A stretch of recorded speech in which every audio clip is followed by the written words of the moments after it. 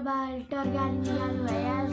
बाबाले बिहान तरकारी बनाउन लाग्यो, मासु लिएर आउनु भएको छ। अब टमाटर पकाउनु भइरहेछ।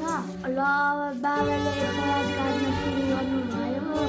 बाबाको आँखा पिरो भयो, प्याज काटिएर आज शनिबार भएर बाबाले मासु लिएर आउनु भएको छ। अनि अदुवा पिस्नु भइरहेछ। शनिबार भएर मेरो बाबाले मासु लिएर आउनु भएको छ। अनि अदुवा पिस्नु भइरहेछ। अब बाबाले यो क्याप्सिकम धुनु भइरहेछ। मासुमा मिलाउँदै बाबाले लिनु हुन्छ। अहिले मासु चलाउनु भइरहेछ। बाबाले आज मम र म अनि बाबा हुन्छ।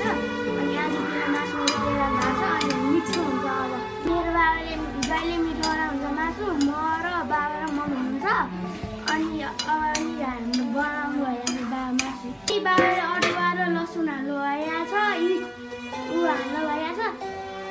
ऊ हाल्नुभयो। फाइनली अदुवा र लसुन हाल्नुभयो। अनि यहाँ दुईटा भाइहरू छ, यो पिस अनि यो सोहान। अलग अलग क्याप्सिकम पनि हाल्नुभयो। मलाई मसला हाल्नु भइरहेछ। बाबाले दुई थरको मसला हाल्नु